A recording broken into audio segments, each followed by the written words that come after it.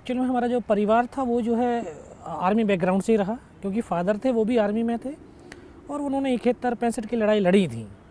तो वो उनके जो अपने अनुभव थे लड़ाई के, जब वो अपने साथियों के साथ में शेयर किया करते थे, तो शाम को जब हम भी सुनते थे उनसे, तो उसी समय एक जो है मन के अंदर हुआ कि यार मैं भी जो है फ़ौज में जाऊं और देश के लिए कुछ कर पाऊं। तो एक उस समय जो उस टीन एज के अंदर जो एक बच्चे का जो सपने होते हैं, है ना, वो सपना ही मेरा ये था कि मैं जो ना हर सपने के अंदर मुझे लड़ाइयाँ दिखती थी और उन लड़ाइयों में जो है लड़ता हुआ देखता रहता था सपने। मेरा भाई फिर फ़ौज में हो गया। मैं जब 10th क्लास में था, 11th में था, मेरा भाई फ़ौज में हो गया। मैं जब 12th में आया तो भाई जब छुट्टी आया वापस, तो उन्होंने बोला कि यार आप भी जो है फ़ौज को देख लो, ट्राई मारो। मैं कहा मैं इंटर कर लेता हूँ, उसके बाद में जो है। बोला नहीं, इंटर तो चल ही रही है, अभी ट्राई मारो।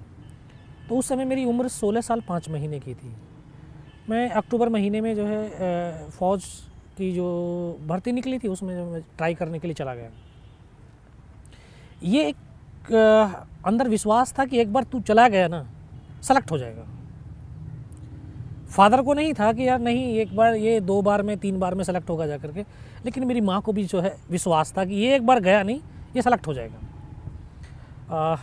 गया भर्ती करने, फिजिकल दे के आया, फिजिकल में सेलेक्ट हो गया। उसके बाद मेडिकल, मेडिकल के बाद फिर रिटन टेस्ट हुआ, सेलेक्ट। और ये एक ऊपर वाले की जो है एक मेहरबानी रही होगी, क्योंकि वो मेरे सपनों को पूरा करना चाह रहा होगा। मैं भर्ती हुआ तो ग्रेनेडियर रेजिमेंट में भेज दिया गया। उसकी तो अभी जो है 10th में 8th में जो है कहानियाँ पढ़ रहे थे, अब्दुल हमीद, होशियार सिंह की कहानियाँ पढ़ी, उसी रेजिमेंट में मुझे भेज दिया। तो जो एक सामाजिक वैल्यूज होती हैं वो स्ट्रॉन्ग बनाती हैं एक इंसान को। तो हमारे रेजिमेंट की जो वैल्यूज़ थी, वो वैल्यूज हमारे अंदर आई, तो हम और स्ट्रॉन्ग हो गए। और 1 साल की ट्रेनिंग लिया। एक ट्रेनिंग लेने के बाद फिर 18 ग्रेनेडियर्स के अंदर जो है पोस्टिंग मिली। उस समय वो कश्मीर वैली के अंदर ही थी यूनिट। वहाँ पहुँचे तो अपने साथियों के साथ बहुत कुछ सीखने को मिला। तो वहाँ पे ऐसे टेररिज्म के बरखिलाफ़ कैसे ऑपरेशंस करते हैं हम, कैसे उनको घेरना, कैसे मारना है, क्या करना है, पूरा जो है A to Z वहाँ से बहुत कुछ सीखला। धीरे धीरे समय व्यतीत होता रहा, अपने साथियों के साथ घुल मिल करके हम जो है वो अपना जो डे टू डे लाइफ जो व्यतीत हो रही थी। अचानक जैसे 1999 आया, तो जनवरी और फरवरी 2 माह की मैं छुट्टी का आया हुआ था। तो ऐसा कोई माहौल ही नहीं था कि ऐसा भी कुछ हो जाएगा। उस 2 महीने की मैरिज, 2 महीने की जो छुट्टी थी उसी में मेरी मैरिज पक्की होगी। और जब यहाँ से गया तो 5 मई की मैरिज निर्धारित हुई। मेरे जो कंपनी कमांडर थे मेजर राजेश अधिकारी साहब, उन्होंने मना भी किया था, बोला नहीं यार 1 महीने की छुट्टी चला जा, फिर नहीं आने के बाद में बोलेगा यार मेरी शादी है, फिर तेरे पास छुट्टी तो होगी नहीं। मैं कहा सर 20 दिन की बहुत है। मैं जाके बोला, मैं कहा सर मेरी शादी है। बोला मैं मना किया था ना, 1 महीने की चला जा, अब कौन सी जाएगा। मैं कहा सर 20 दिन की दे देना, बहुत है। तो मई में, अभी उसी समय फरवरी के अंदर जो हमारे प्रधानमंत्री थे अटल बिहारी वाजपेयी, उन्होंने लाहौर बस यात्रा किया था। तो देश और देशवासियों को कुछ पता ही नहीं चल रहा था, क्योंकि हिंदुस्तान तो पाकिस्तान के साथ एक सौहार्दपूर्ण वातावरण, एक इंसानियत को जिंदा रखने वाला वातावरण बनाता जा रहा था। सभी को लग रहा कि अभी देखो इतने अच्छे मैत्रीपूर्ण संबंध बन रहे हैं तो हम बहुत उन्नति करेंगे, तरक्की करेंगे, क्योंकि जब इंसानियत जुड़ेगी तो ताकत बनेगी और ताकत जो है आगे बढ़ाएगी दोनों देशों को।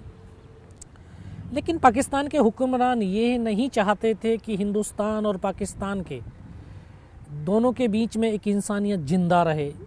वो इंसानियत को दफन करना चाह रहे थे। उन्होंने उसी मैत्रीपूर्ण वातावरण के अंदर एक षड्यंत्र रच दिया। कारगिल के जो तमाम चौकियां थीं, जहां पर हिंदुस्तान की चौकियां हुआ करती थीं, उनके ऊपर सबके कब्जा कर लिया। क्योंकि जो 71 में शिमला का समझौता हुआ था, उसमें कुछ एक ये नियम बनाए गए कि इतनी ऊंची दुर्गम पहाड़ियां हैं जहां पर जीवन यापन करना बहुत मुश्किल होता है, वहां पर विंटर के समय में तो और बहुत मुश्किल होता है कि दोनों सेनाएं विड्रॉल होकर के अपने अपने बेस कैंप में आ जाएंगी। तो हमारी सेना तो एक अनुशासन प्रिय सेना है हिंदुस्तान की, एक वेल डिसिप्लिन्ड सेना है। तो हमने उसी के हिसाब से, हमारी फ़ौज नीचे थी लेकिन उनके अंदर तो कुछ दूसरा ही था, उन्होंने जाकर के हमारे पूरे पोस्टों को कैप्चर कर लिया। एक दिन मुझे स्वप्न दिखाई दिया था कि जैसे कोई हमारे नेशनल फ्लैग को लेकर के भाग रहा है और हमारे देशवासी जो है उसको, जो सैनिक हैं उनको गोलियां मार रहे हैं, वो हमारे सैनिकों को मार रहे हैं। इस तरह का एक स्वप्न दिखाई दिया। तो मैं घर में शेयर किया कि मैं इस तरह का जो है एक स्वप्न दिखाई दिया है, कुछ ना कुछ हुआ है। तो सभी बोले यार नहीं, तू कश्मीर में रहता है ना, वहाँ पे गोलियां चलाता रहता है, तो इस तरह से तेरे जो वो दिमाग में वही बैठा हुआ वही चीज़ है। लेकिन जब जम्मू पहुँचा तो वो जो स्वप्न दिखाई दिया वो बिल्कुल सच हुआ। क्योंकि जम्मू पहुँचते ही मुझे पता चल गया कि जो मेरी बटालियन जो कश्मीर वैली के अंदर थी उसको वहाँ से उठा करके द्रास सेक्टर में भेज दिया है। और यहाँ पे क्योंकि अनाउंस हुआ कि जो 18 ग्रेनेडियर्स के बंदे हैं वो जल्दी से जल्दी अपने डॉक्यूमेंट जमा करें, उनकी यूनिट वहाँ से मूव करके वहाँ चली गई, उनको बंदों की बहुत ज़्यादा बड़ी आवश्यकता है। पूछताछ किया क्या हुआ, नहीं कुछ नहीं, वहाँ पे जो ना वो चल रहा है। तो जैसे जैसे जानकारी मिली तो एक मेरा तो जो है दिली सपना था, आज वो सच हो रहा था। तो ये तो बहुत बड़े मेरे लिए प्राउड की बात थी, एक खुशी की बात थी। मैं सोच रहा था कि जल्दी से जल्दी कब यूनिट में पहुंचूं। लेकिन 2 दिन के बाद में जब यूनिट पहुंचा तो यूनिट जो है उस समय द्रास सेक्टर में तोलोलिंग पहाड़ी के ऊपर लड़ाई लड़ रही थी। तो उसी दिन बटालियन का मूवमेंट हुआ तो एक हमारा जवान को हेड शूट हुआ था, उसकी डेड बॉडी नीचे की तरफ आ रही थी। जो एक हमारा फ़ौज में एक संबंध होते हैं, आपसी संबंध, इंटर रिलेशंस जो होते हैं वो एक परिवार की तरह होते हैं। और परिवार में अगर किसी भी नुमाइंदे को कुछ चोट लगती है तो बाकी के परिवार के सदस्यों का खून खौल उठता है, वो जो लगाव है, अपनापन है। अभी जब हमने अपने साथी को देखा इस अवस्था में, अभी हमें लगा कि यार इसका बदला लेना है। तो उसी दिन हम 15 जवान छुट्टी काट करके गए थे।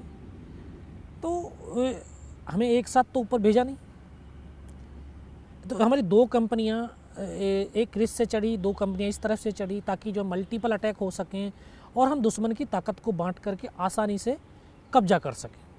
क्योंकि जो वहाँ पे इन्फॉर्मेशन थी वहाँ पे ये था कि टेररिस्ट हैं 4 या 5, जो शुरुआती इन्फॉर्मेशन थी। तो उसी इन्फॉर्मेशन में जो है इधर से चढ़ रही थी, तो इधर वाली जो पार्टियाँ थीं, 2 कंपनियाँ थीं, उनके पास फाइटिंग पोर्टर्स नहीं थे। तो एक इंसान को कोई भी काम मिले, कोई भी, उस काम के ऊपर अगर वो फुल एफर्ट लगाता है, अपनी शरीर की जो आंतरिक शक्ति है उस शक्ति के साथ में उस काम को करता है, तो वो काम बहुत आले दर्जे का होता है और वो काम ही उस इंसान की पहचान बनाता है। मैं कोई ऐसा विशेष शक्ति लेकर के तो पैदा हुआ नहीं है, मैं तो आम लोगों की तरह ही आम ही इंसान हूँ। कोई मेरी कोई स्पेशल क्वालिटी नहीं थी जिस क्वालिटी के आधार के ऊपर मुझे सेना में के अंदर भर्ती किया गया। नॉर्मल प्रोसेस के द्वारा जो है मैं भर्ती हुआ। लेकिन जो वो 15 जवानों को हमें एक काम मिला कि नीचे से ऊपर यार अम्युनिशन और राशन पानी लेकर के जाना है, तो हम सुबह 5:30 बजे चलते थे और रात को 2:30 बजे ऊपर पहुंचते थे, जिसमें दुश्मन की आर्टिलरी फायर कर रही है, मोटर्स फायर आ रही हैं, उनकी गन्स का फायर आ रहा है, मौसम बिल्कुल ख़राब है। लेकिन इन सब के बावजूद हमें एक लगन लगी हुई थी कि जो ऊपर मेरा साथी बैठा है वो इसलिए फायर कर रहा है क्योंकि हम उसको अम्युनिशन दे रहे हैं, वो हमारे सीने को सेफ रख रहा है, तो हमारा दायित्व बनता है कि उसकी पीठ को सेफ रखें। तो इसी उससे एम से हम जो है 22 दिन तक कंटिन्यू चले, और 22 दिन कंटिन्यू चलने वाले सिर्फ हम 3 जवान ऐसे थे जो लगातार चलते रहे। हम 22 दिन के अंदर हम तीनों जवानों की एक पहचान बनी कि ये तीनों जो जवान हैं इनका फिजिकली और मेंटली बहुत स्ट्रॉन्ग है, तो इनको एक अलग विशेष टुकड़ी के अंदर शामिल किया जाए। तो तोलोलिंग पहाड़ी के ऊपर 22 दिन में बाद 12 जून 1999 को बटालियन ने 2 ऑफिसर, 2 जूनियर कमीशन ऑफिसर और 21 जवानों को खो करके 12 जून को पहली सफलता के रूप में तोलोलिंग पहाड़ी प्राप्त करी थी। उसके बाद द्रास सेक्टर की सबसे ऊंची चोटी टाइगर हिल, उसका जो है एक और टास्क हमें मिला।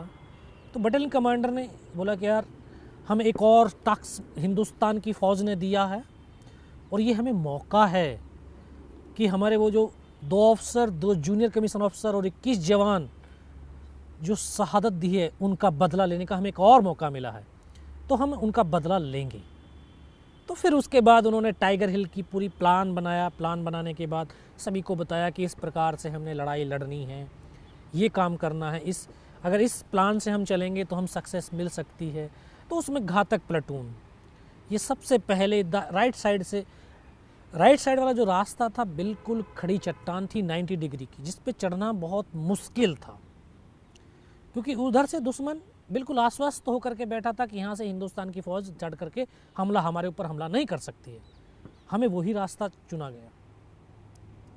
तो उस रास्ते पे चलने के लिए तो ज़रूरी था कि एक तो यंग जवान होने चाहिए, क्योंकि ऑक्सीजन की कमी थी, मौसम की मार थी। फिर अगर हम जल्दी से जल्दी उस रास्ते को कवर कर लेंगे तो हमें सक्सेस आसानी से मिल सकती है। फिर अगर हमारे अगर हम जल्दी उसको एरिया को कवर नहीं करते तो हमारा नुकसान ज़्यादा होगा। तो इसलिए एक यंगेस्ट टीम, कुछ पुराने जवान, उनका पूरा मिश्रण करके ये टुकड़ी बनी घातक प्लेटून। तो उसी समय हमारे कमीशन होकर के आए थे लेफ्टिनेंट बलवान सिंह, उसको उस टीम की जो है कमान सौंप दी गई। तो हमें 4-5 दिन का रिहर्सल का समय मिला कि आप किस प्रकार से अपने टास्क को पूरा करेंगे, इसकी जो है प्रैक्टिस कर लीजिए। फिर आखिरकार हमें चढ़ने का आदेश मिल चुका कि आप लोग उस दिन टाइगर हिल के लिए मार्च करेंगे। फिर हमने शुरू किया। तो उस पहाड़ी पर, क्योंकि ऊंचाई उसकी 16,500 फीट, रात को चढ़ सकते थे, दिन में नहीं। हम पूरी रात चलने के बाद सुबह जैसे फर्स्ट लाइट हुआ, उजाला हो गया, तो हमने वहाँ पर पत्थर, जो बड़े बड़े पत्थर थे, उनके पीछे छुप करके चुपचाप बैठे रहे। पूरा दिन उन पत्थरों के पीछे गुजारा। जैसे फिर अगली रात हुई, अंधेरा हुआ, फिर हमने चलना शुरू किया। तो पहाड़ियों के अंदर एक और चीज़ होती है कि पहाड़ी में जब बिल्कुल हम नीचे पहुंच जाते हैं पहाड़ी के, और जब उस पर चढ़ना देखते हैं तो जो पहली वाली टॉप है वही लगता है यार यही इसका मेन टॉप है। लेकिन जब उस टॉप पर पहुंचते हैं तो फिर अगले वाली चोटी दिखाई देती है। तो दूसरी रात जब हम पूरी रात चलने के बाद जो उस टॉप के नज़दीक पहुँचे, तो हमारे डेल्टा कंपनी साथ साथ चल रही थी हमारी सपोर्टिंग के लिए। तो उसके जो कंपनी कमांडर थे कैप्टन सचिन निम्बालकर, उन्होंने बोला यार बलवान, यहाँ पे तो कुछ भी नहीं है। बोला चलो यहाँ पे फ्लैग लगा देते हैं। जब उस चोटी के ऊपर चढ़े, यार ये नहीं है, अगले वाली चोटी है। फर्स्ट लाइट हो गई थी। सभी ने बोला सर ऐसा करते, चाय पीते हैं फिर चलते हैं। बोला नहीं, चाय वहीं पियेंगे जाकर के। उस दिन तो पूरा दिन चले हम, पूरा दिन चलते। शाम के वक्त यही समय रहा होगा। तो वहाँ पहुँचे, उस टॉप पर पहुँचे तो फिर अगले वाली चोटी दिखाई दी। फिर सभी ने बोला सर ऐसे करते हैं, अभी थोड़ा सा रेस्ट करके फिर चलते हैं, क्योंकि पूरा दिन हो गया, पूरी रात हो गया चलते हुए। तो अभी हम वहाँ पे बैठ करके अपने वेपन्स को डिप्लॉयड कर ही रहे थे। तो सचिन निम्बालकर साहब के साथ जो टीम थी वो आगे के इलाके को थोड़ा सा सर्च करने के लिए चली गई। जैसे वो आगे की तरफ गए तो दुश्मन इतना चौकन्ना था, इतना चालाक था, वो अपने आप को तब तक छुपा करके बैठा हुआ था कि हम जैसे दुश्मन उसके नज़दीक पहुँचे और वो तब फायर खोलता था। तो जो हमारी टीम उनके नज़दीक पहुंची तो उनके ऊपर फायर खोल दी। अब हम डायरेक्ट फायर सपोर्ट भी नहीं दे सकते उनको, क्योंकि अगर ऐसी तरह से करके फायर करते हैं तो हमारे बंदों को ही गोली लगती है। आर्टिलरी का जो है फायर भी नहीं डलवा सकते हैं, क्योंकि सेफ्टी डिस्टेंस बिल्कुल ख़त्म हो गया था। अभी सीओ को फिर इन्फॉर्म किया कि साला ऐसे इस तरह की कहानी हो गई है।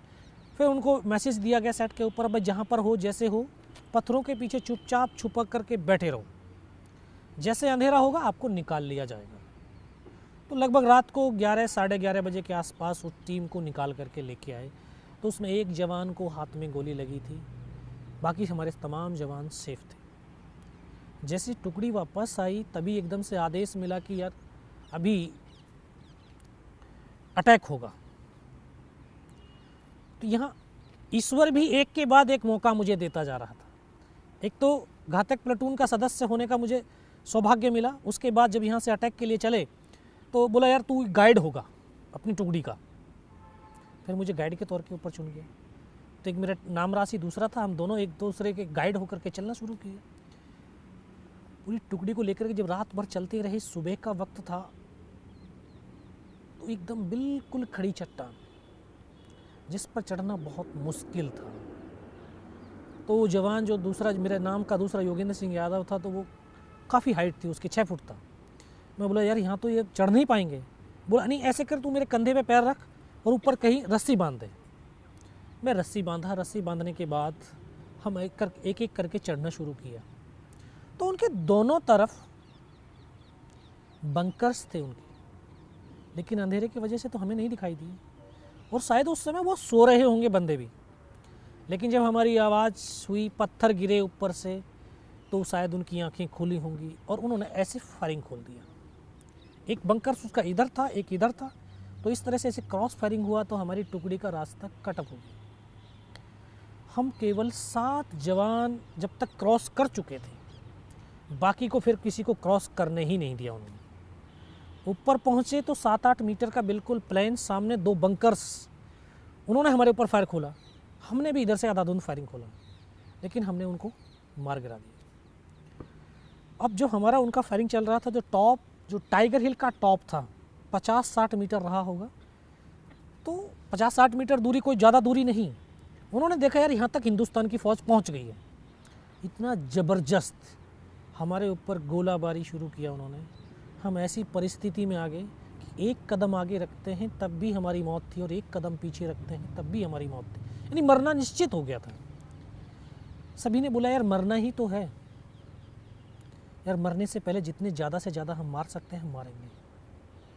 और ये हमारे देश और हमारी सेना की सबसे बड़ी ताकत है कि हमारे सैनिक का जो शरीर चाहे गोलियों से छलनी क्यों ना हो जाए, उसकी आखिरी सांस क्यों ना बची हो, उसके शरीर की अगर एक भी बूंद बची है शरीर के अंदर, तब भी उसके जो है कदम दुश्मन की तरफ बढ़ते हैं, कभी पीछे की तरफ नहीं बढ़ते। ये हमारी भारत माता की मिट्टी में जन्म लेने वाले हर एक हिंदुस्तानी का जो है उसमें ताकत है। वो हम आगे की तरफ भागे, उनकी डेड बॉडियों को निकाल करके मोर्चे से भगाया, फिर उनके मोर्चों से हमने लड़ना शुरू किया।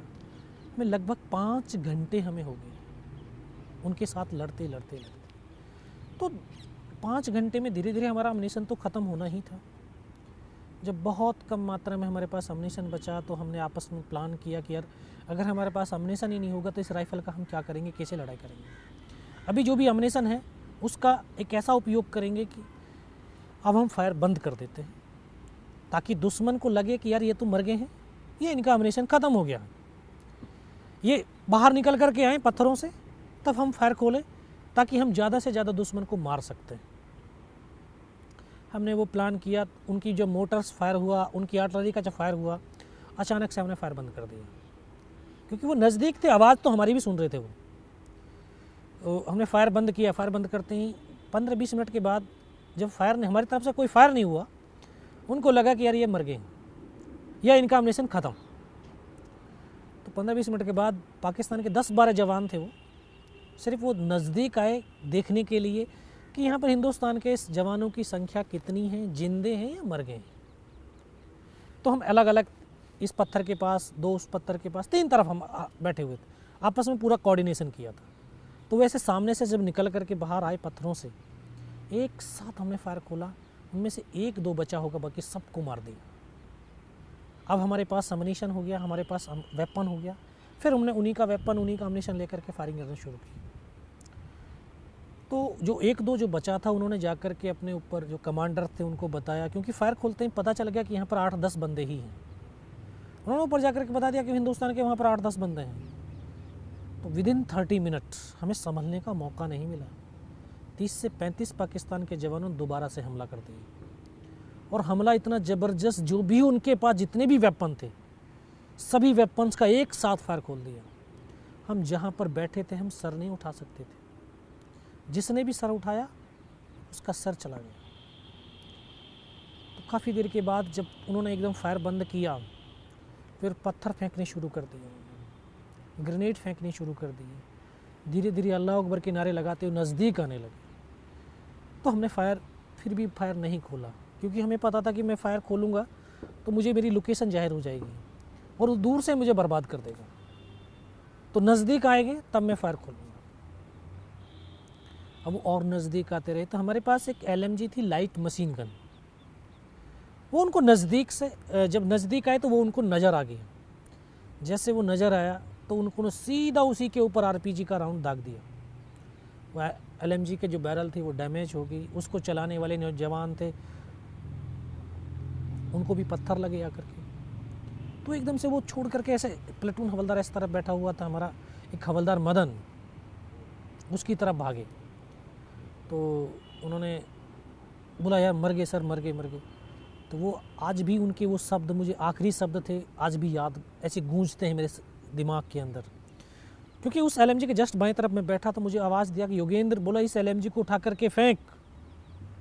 बोला दुनिया में आज कोई बचाने वाला नहीं है इस वेपन के सिवा, क्योंकि उसकी फायर पावर बहुत ज़्यादा थी। तो नज़दीक नहीं आ रहे थे दुश्मन उससे। जैसे मैं उसको एलएमजी को ऐसे उसको पकड़ा और उसकी तरफ फेंक तो दिया, मेरी नज़र ऊपर की तरफ गई तो जिस पत्थर से मैं फायर करा उसी के ऊपर 7 पाकिस्तान के जवान खड़े थे। मैं कहा सर ये तो नज़दीक आ गए। बोला कहाँ पर? ये खड़े हुए। वो जैसे ही आवाज़ सुनाई दी सीधा मेरे ऊपर ग्रेनेड फेंका उसने। तो जो मेरा नाम राशि था योगेंद्र यादव, वो पीछे की तरफ लेट करके फायर कर रहा था। तो उसको ग्रेनेड का एक टुकड़ा लगा, यहाँ से उसकी उंगली कटी, दूर जा कर के पड़ी। वो एकदम से उसको आभास हुआ कि यार मेरा हाथ कट गया। बोला मेरा हाथ कट गया। मैं पीछे की तरफ देखा, मैं कहा नहीं यार हाथ नहीं कटा। बोला और? मैं कहा उंगली कटी है। उसको फर्स्ट एड दिया। फर्स्ट एड देने के बाद सभी ने बोला यार ऐसे कर, तू अभी फायर तो कर नहीं पाएगा, तू नीचे की तरफ कूद और अपनी कहीं से दाएं बाएं से टुकड़ी को चढ़ाने की कोशिश कर। बोला नहीं नहीं मैं नीचे नहीं जाऊँगा। हम तो बिल्कुल नए जवान थे, 2.5 साल की सर्विस थी, 19 साल की उम्र थी, कोई अनुभव नहीं था। सिर्फ किताबों में अभी स्कूल में पढ़ कर के आ रहे थे कि यार एक सैनिक दूसरे के लिए अपने आप को कुर्बान कर देता है। आज तो देखने को मिल रहा था। हमारे लिए बहुत बड़ी प्रेरणा की ये ताकत थी, शक्ति थी।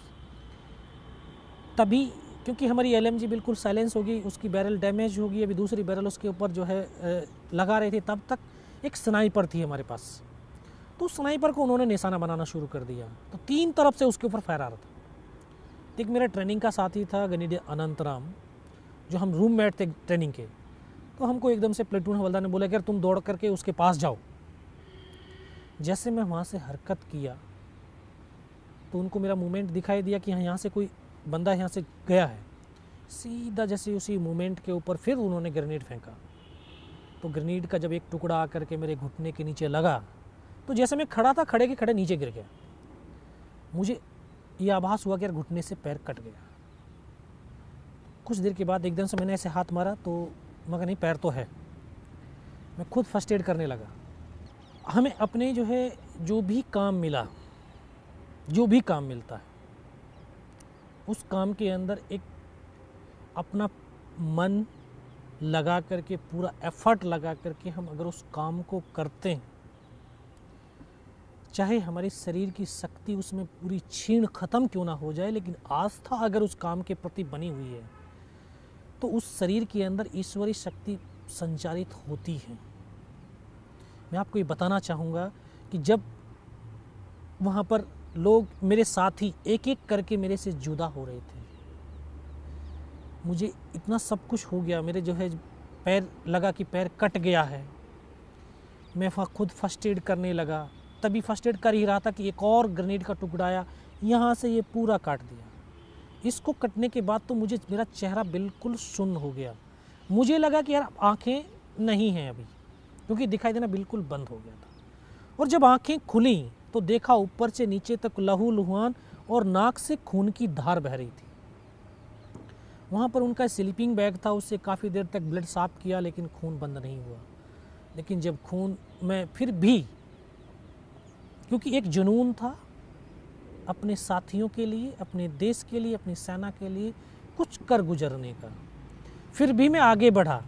अपने उस साथी के पास गया जिस साथी के लिए मुझे भेजा गया था।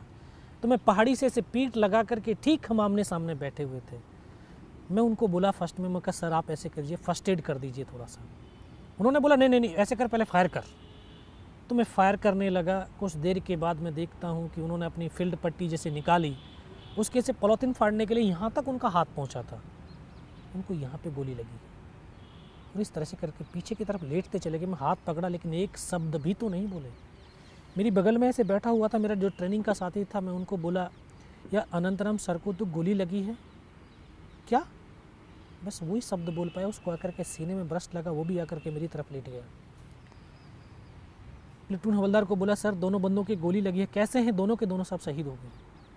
बस इतना ही मैं बोल पाया। तभी आकर के इस तरह से हमको घेर लिया और वो एक ऐसा पल, ऐसा मंजर कि एक ही पल के अंदर सब कुछ खत्म हो गया। जिन साथियों से एक पल पहले मैं बात कर रहा था, अभी कोई नहीं बात करने वाला। उनको भी लगा कि यार इनमें सब ये मारे जा चुके हैं। तो उनके कमांडर ने बोला इनको रीचेक करो, इनमें से कोई जिंदा तो नहीं है। तो आकर के एक एक को गोलियां मारने लगे। तो एक डेड बॉडी मेरे ठीक सामने थी, एक मेरी बगल में थी मेरे साथी की। मैं इस तरह से पड़ा हुआ था, तो बेहोश था, लेकिन इतना बेहोश नहीं हुआ था कि उनको देख ना सकूं, उनको सुन ना सकूं। देख सकता था, सुन सकता था। जब उसने सामने वाले को जो है उसके सीने में आकर के 3-3, 4-4 राउंड के जो है ब्रस्ट खींचे, तो डेड बॉडी ऐसे उछलती थी, ऐसे ऊपर की तरफ। तो बगल वाले को मारा। मैं इस तरह से पड़ा हुआ चुपचाप पड़ा था अपना। उसने आकर के फर्स्ट में यहाँ पर मारी मेरे गोली। मैं देख रहा हूँ कि यहाँ से धुआं निकल रहा है। फिर उसने जांग में मारी, फिर नीचे पैर में मारी, 3 जगह गोली मारी। उस गोली की पीड़ा को चुपचाप पड़ा सहता रहा। जब वो गोली मार करके चला गया, तो जब एक विश्वास पैदा किया अपने दिल के अंदर कि अगर इसने सर और सीने में गोली नहीं मारी, मेरा हाथ पैर दोनों ही काट करके क्यों ना ले जाए, मैं उफ तक नहीं करूँगा और मैं जिंदा भी रहूँगा। और वो विश्वास ही था कि आज मैं आपसे बात भी कर रहा हूँ। तभी उनको तो यकीन हो गया कि इनमें से कोई जिंदा नहीं है। फिर उनके कमांडर ने, जो पाकिस्तान का एक था, उनका कमांडर था, उन्होंने हमारे एक नीचे पोस्ट था, MMG पोस्ट, उन्होंने उनका बेस कैंप था टाइगर हिल की बगल में, मस्को वैली था, उसको मैसेज दिया कि यार नीचे जो हिंदुस्तान का MMG पोस्ट है उसके ऊपर हमला कर दो। जब ये आवाज़ मेरे कानों तक लगी तो मुझे लगा यार आज तो मेरी पूरी टुकड़ी ख़त्म हो जाएगी। ऊपर इनका पोस्ट है, नीचे अगर इन्होंने हमला कर दिया, बीच वाले मेरे साथी कहाँ जाएंगे। तब ऊपर वाले से एक ही प्रार्थना करी कि मुझे इतनी जिंदा रख दे कि मैं अपने साथियों तक सूचना दे सकूं। अगर निस्वार्थ भाव है, सच्ची श्रद्धा है, तो ईश्वर शक्ति भी साथ देती है। सभी के पास एक आंतरिक शक्ति है। जो इस धरती पर जिसने जन्म लिया है उसके पास एक ताकत है। बस उस ताकत को पहचानने की, अपने अंदर एक कॉन्फिडेंस पैदा करने की ज़रूरत है। अगर एक इंसान अपने अंदर सेल्फ कॉन्फिडेंस पैदा कर लेता है, एक डिटर्मिनेशन कर लेता है कि मुझे ये करना है, तो ऑटोमेटिक उसके अंदर एक मोटिवेशन आ जाता है। और मोटिवेशन तो वो ताकत होती है कि किसी भी परिस्थिति में किसी भी काम को पूरा करने के लिए वो हमेशा प्रेरित करती रहती है। और मोटिवेशनल, इससे बड़ा और मोटिवेशनल हो ही नहीं सकता कि हम तो ऐसी पावन मिट्टी, हिंदुस्तान की मिट्टी में हमने जन्म लिया है, जो वीर और वीरांगनाओं ने अपने खून से सींचा है। इसको ऋषि मुनियों की मिट्टी है ये। इससे बड़ी और ताकत, इससे बड़ा और मोटिवेशनल हमारे लिए और कुछ हो ही नहीं सकता है। आत्मविश्वास और एक दृढ़ता ये थी कि जो मैं ये सोच रहा था कि यार मेरी आखिरी सांस तक मैं इस ज़मीन को नहीं छोड़ूंगा। 3 बार गोलियां मारी उसने, लास्ट उसने सीने पे भी गोली मारी। लेकिन जो अपने आप का जो समर्पण होता है, अपना समर्पण किसी चीज़ के लिए कर दीजिए, तो जो समर्पण का जो भाव होता है वो आत्मा से परमात्मा का जुड़ जाता है और वो फिर आपको ताकत देता है, वो आपको मरने ही नहीं देगा। तो शायद उसने जब गोली मारी तो यहाँ पर पर्स था, पर्स में भी गिलट के 5-5 रुपए के सिक्के और वो भी इकट्ठे कर दिए परमात्मा ने। लेकिन उस गोली के धक्के से तो मुझे आभास हुआ कि यार मैं मर गया हूँ। गोली तो अंदर नहीं गई, लेकिन रिकोचिट होगी, लेकिन आभास हो गया कि मैं मर गया हूँ। उन्होंने, जो पाकिस्तान के जो जवान थे, उन्होंने हमारे साथ जो अमानवीय क्रूरताएँ की, जैसे बूट की ठोकरें मारना हमारी डेड बॉडियों के अंदर, हमें गालियाँ देना, बहुत कुछ उन्होंने की। फिर लास्ट में उनके कमांडर ने बोला इनके वेपन उठा लो। तो उनके एक जवान आया, दोबारा से जो है गोली मार रहा है, दूसरा वेपन उठा रहा है। फिर उसने वेपन जब उठाया तो यहाँ मेरी AK-47 ऐसे पड़ी हुई थी, उठा करके जब वापस मुड़ा तो मुझे अनकॉन्शियस हो गया था, मुझे लग नहीं रहा था कि मैं ज़िंदा भी हूँ। लेकिन जब उसका पैर मेरे पैर से शायद टकराया तो मुझे एकदम से लगा यार मैं तो ज़िंदा हूँ। तब एक ताकत अंदर से एकदम से आवाज़ आई कि यार अभी तक नहीं मरा तो अब मरेगा भी नहीं। मेरे पास एक हैंड ग्रेनेड बचा था, मैंने अपने धीरे से अपना हैंड ग्रेनेड निकाला, पिन निकाल करके उसके ऊपर ऐसे फेंक दिया। तो कोट के अंदर जो हुड लगा हुआ था, हुड के अंदर वो ग्रेनेड गिर गया। जब वहाँ पे गिरा तो उसको लगा कि यार कुछ गिरा है। उसने पीछे की तरफ मुड़ करके देखा, पीछे तो कोई मोमेंट था नहीं। तो जब तक वो ग्रेनेड को निकाल पाता, ग्रेनेड फट गया। ग्रेनेड के फटते ही जो पाकिस्तान के दूसरे जवान थे उनमें एकदम से खलबली मची कि इनमें से कोई जिंदा है। कुछ बोले जिंदा नहीं, नीचे से फौज आ गई है, क्योंकि जिसने 3 बार गोलियां मारी हो कौन कह सकता है कि जिंदा होगा। वो एक मौका था मेरे पास कि मैं अपने देश के लिए, अपनी भारत माता के लिए कुछ विशेष कर गुजर जाऊं। मैं तुरंत उसकी राइफल को उठाने की कोशिश करी, क्योंकि उसका पूरा सर उड़ गया और हमारे ऊपर आकर के गिरा पाकिस्तान का वो जवान। मैं उसकी राइफल को ऐसे पकड़ने की कोशिश करी, लेकिन ये हाथ तो हिला ही नहीं, क्योंकि इस हाथ की हड्डी निकल के पूरी बाहर हो गई थी। एक हाथ से राइफल को उठाया, वहाँ से फिर एकदम से उनके ऊपर फायर खोला, 3-4 बंदे और उनके मारे गए। फिर इसी हाथ से पलटा खाया, दूसरे पत्थर से, तीसरे पत्थर से।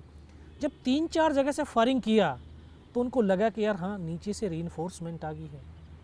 फिर उनके हौसले पस्त हो गए, वो पैर उखड़ गए उनके, और वहाँ से उनको भगा दिया। 3-4 मीटर तक रेंगता हुआ आगे गया तो देखता हूँ आगे जाने के बाद उनके सामने टेंट लगे हुए हैं, लंगर चल रहा है, उनके वेपन वहाँ पे डिप्लॉयड हैं। क्योंकि मुझे इतनी भी समझ थी कि अभी हमारी टीम के बाद दूसरी टीम आएगी अटैक के लिए। अगर उस टीम को जो है जितनी ज़्यादा से ज़्यादा इन्फॉर्मेशन मैं दे सकता हूँ तो शायद उनकी कैजुअलिटी कम होगी। वो सब कुछ देखा, और फिर एक पागलपन भी था। पागलपन था अपने साथियों को बचाने का, कि मुझे नीचे जाना है, किसी भी हालत में नीचे पहुंचना है, ताकि उनको सूचना दे दूं, उनके ऊपर हमला होने से पहले वो चौकन्ने हो जाएं, अपने आप को वहाँ पे बिल्डअप कर सकें। फिर मैं वापस मुड़ करके जब अपने साथियों के पास पहुंचा तो एकदम से लगा कि हो सकता है इनमें से कोई मेरा साथी जिंदा होगा। आकर के देखा तो किसी का पूरा सर फटा हुआ बाहर निकला हुआ था, किसी के पूरे फेफड़े बाहर निकले हुए थे। एक एक को गोद में रख करके सिर को बहुत देर बैठ करके रोता रहा, बहुत देर बैठ करके रोया, और रोते रोते फिर अपने आप को संभाला। मुझे तो ये भी पता नहीं चल रहा था कि किधर हिंदुस्तान है, किधर पाकिस्तान है, क्योंकि 2.5 साल की सर्विस थी, कुछ समझ में नहीं आ रहा था मुझे। बहुत देर संभालते रहे, लेकिन फिर बाद में धीरे धीरे जब गोली लगी हुई, बहुत टाइम हो गया था, शरीर के अंदर कंपन भी पैदा हो गई। ये लटक गया था टूट करके हाथ, इस हाथ को ऐसे बांधने की कोशिश करने लगा, लेकिन ये बंद भी नहीं पा रहा था। ये सोचा कि यार कट गया, इसको तोड़ करके ही फेंक देता हूँ इससे अच्छा, क्योंकि बहुत ज़्यादा दर्द होने लगा था। इसको हाथ में झटका मारा, तोड़ने की भी कोशिश करी, लेकिन टूटा नहीं। फिर इसको उठाया, पीछे बेल्ट में फंसाया, कमर पे गिर के। फिर सोचता रहा कैसे करूं, क्या करूं। तो एकदम से ऐसी आवाज़ सुनाई दी जिसने बोला, बेटा इस नाले से नीचे की तरफ चला जा। मैं बिना कुछ सोचे समझे उस नाले से लुढ़क गया। वो लुढ़क करके जब नीचे पहुंचा तो एकदम ऐसे गड्ढा आ गया था। एक हाथ से पत्थर पकड़ करके लटका हुआ था। तब मुझे लगा यार मैं पाकिस्तान की तरफ आ गया हूँ। तो मैं देखा तो मुझे मेरे साथी नज़र आए, उनको मैंने आवाज़ दिया तो वहाँ से दौड़ करके आए। उन्होंने देखा कंडीशन कि बचेगा नहीं। मैं उनको बोला कि यार मुझे कुछ नहीं होगा, सिर्फ पोस्ट को बचा लो कैसी करके। ये दिन के 1-1:30 बजे का समय था, बिल्कुल मौसम साफ, धूप खिली हुई थी। सीओ को इन्फॉर्म किया गया कि सर इस तरह की कहानी हुई है। सीओ ने बोला इस लड़के को जल्दी से जल्दी मेरे पास पहुंचाओ। तो फर्स्ट एड तो दिया, सीओ के पास पहुंचा तो इतना खून, ब्लड निकल चुका था कि मुझे दिखाई देना बिल्कुल बंद हो गया था। सीओ ने बोला बेटा कुछ पहचानता है? मैं कहा साहब मुझे कुछ भी नज़र नहीं आ रहा, सिर्फ आवाज़ सुनाई दे रही है। बोला मैं तेरा commanding officer colonel Kushal Chand Thakur. मैं जय हिंद साहब, बहुत तेज़ सर्दी लग रही है साहब। तो उन्होंने ये अपना ये स्टोव जलवाए, टेंट के अंदर लिटा करके, थोड़ी गर्मी महसूस हुई तो अभी धीरे धीरे जो जबान भी ऐंठने लगी थी बारूद की वजह से। मैं कहा साहब पानी पिला दो। तो एकदम डॉक्टर साहब दौड़ करके आए, उन्होंने बोला बेटा मैं पानी पिलाता हूँ। तो उन्होंने एक ग्लूकोज की पूरी बोतल पिलाई। शरीर के अंदर थोड़ी सी और एनर्जी महसूस हुई। तो बोले बेटे बता सकता है? मैं कहा हाँ सब बता सकता हूँ। तब ऊपर की तमाम इन्फॉर्मेशन उनको दिया। तो लास्ट में बोले बेटा ये बता जवान की रिक्वायरमेंट क्या है? मैं कहा जवान की रिक्वायरमेंट अम्यूनिशन और फील्ड पट्टी की, बाकी कोई रिक्वायरमेंट ही नहीं है। बोला खाने के लिए नहीं चाहिए? एक बड्डी पेड़ के अंदर 72 घंटे से भी ज़्यादा का समय हो गया था, सिर्फ आधा बिस्कुट का पैकेट खाया था, आधा तो बैलेंस ही था। मैं कहा सर भूख ही नहीं लगती। अभी मैं 26 जनवरी पे हर साल जो है अपनी परेड को लीड करते हैं हम एज ए परमवीर चक्र। सारे जो जितने भी हैं आज भारत के अंदर 3 ही परमवीर चक्र हैं जो जीवित हैं, और तीनों के तीनों जो है परेड को लीड करते हैं। जो कल का भारत है वो युवा भारत है, और युवा भारत वो भारत की ताकत है। और वो ताकत जिस दिशा में भी बढ़ेगी, हमारा देश उस दिशा में ही बढ़ेगा। उस देश की दशा और दिशा को बढ़ाने में जो हमारी युवा ताकत है उसका बहुत बड़ा योगदान है।